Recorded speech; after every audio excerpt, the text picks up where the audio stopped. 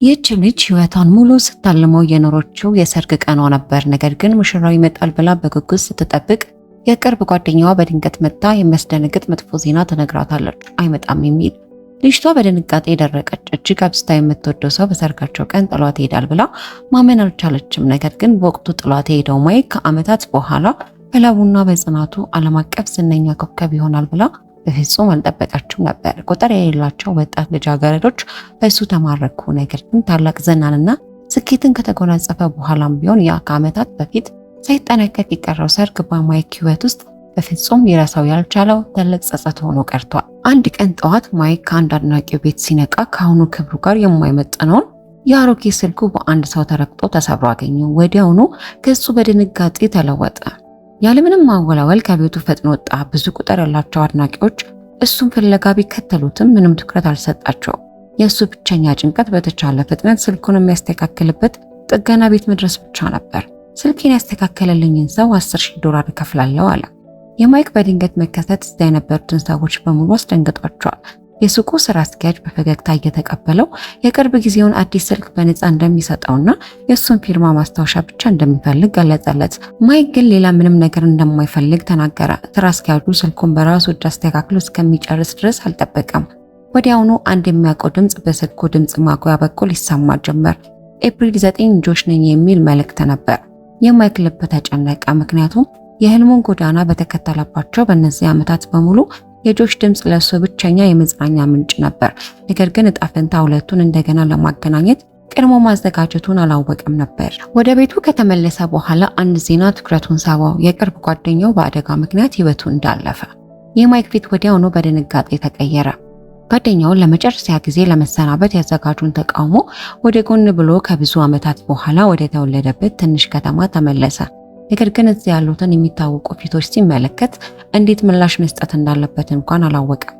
ከህዝቡ ለየት ተብሎ ብቻውን ተቀመጠ። ከዚያም ለመውጣት ሲነሳ ያችን በፍጹም ሊረሳት ያልቻላትን ሴት እንደገና አያት። ምንም እንኳን ለመረጋጋት ቢሞክርም ልቡ ግን በስሜት ማዕበል ተዋጠ። ነገር ግን ከጆሽ ጎን የቆመችውን ትንሽ ልጅ እሱን የምትመስለው ልጅ ሲመለከት ግን ሌላ ስሜት ተሰማው። በዚያች ቅጽበት የቤተ ክርስቲያኑ ውብ ባለቀለም መስኮቶች ማራኪ የብርሃን ጨረሮችን ያፈሱ ነበር። በዚያ የእንጨት ሳጥን ውስጥ ተኝቶ የነበረው የቅርብ ጓደኛው ብቻ አልነበረም። በልቡ ውስጥ ተቀብሮ የነበረው ፍቅሩ የዓመታት ናፍቆቱም ጭምር እንጂ። ጆሽ ግን ስለዚህ ምንም የምታውቀው ነገር አልነበረም። ከጸሎተ ፍትሐቱ በኋላ ቀጥታ ወደ ማይክ አመራች። ከዚያም በኃይል መታችው። መሬት ላይ ወደቀ። ከብዙ ዓመታት በኋላ ያየው አባቱም ጭንቅላቱን በመነቅነቅ አልፎት ሄደ። በግልጽ እንደሚታየው ማይክ በወቅቱ ያለምንም ስንብት ጠፍቶ መሄዱ ሁሉንም በጣም ጎድቷቸው ነበር። በማግስቱ ከአባቱ ጋር ቀዝቃዛ ሰላምታ ከተለዋወጡ በኋላ ማይክ እናቱ የተከለቻቸው ጽጌረዳዎች ያለ እንክብካቤ ሲያድጉ ተመለከተ። በጸጸት ስሜት ተሞላ። በመጨረሻም የህይወቱን ቀሪ ዘመን ውሳኔ ወሰነ። ወዲያው ላዘጋጁ ደወለ።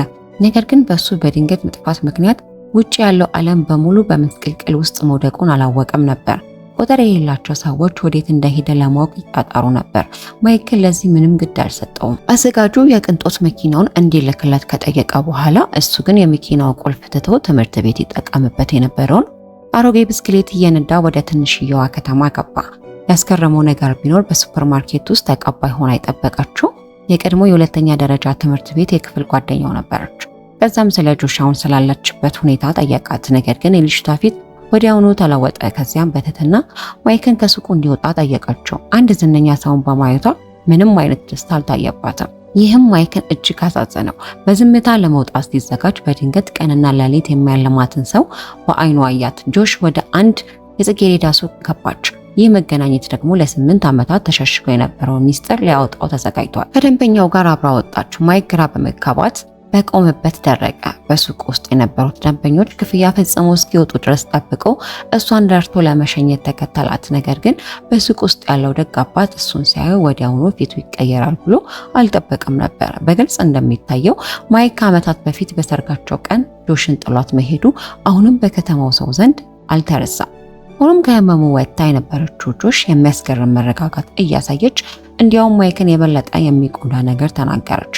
ባለፉት 8 ዓመታት ውስጥ በዚህ ትንሽ ከተማችን ውስጥ አንድም ሰው እውነት እልሃለሁ፣ አንድም ሰው ስላንተ እዚህ ስለነበረው ህይወት አንስተው እንደማያውቁ አስተውለሃል። ማንም ሰው ፎቶውን አንስቶ ፌስቡክ ወይም ኢንስታግራም ላይ እንዳለቀቀው አስተውላል። አሁን ለምን ይመስላል? ምክንያቱም አንተ ጥላን ስለሄድክ ነው። አንተ ያን ቀን ሁላችንም ነው ጥላን የሄድከው።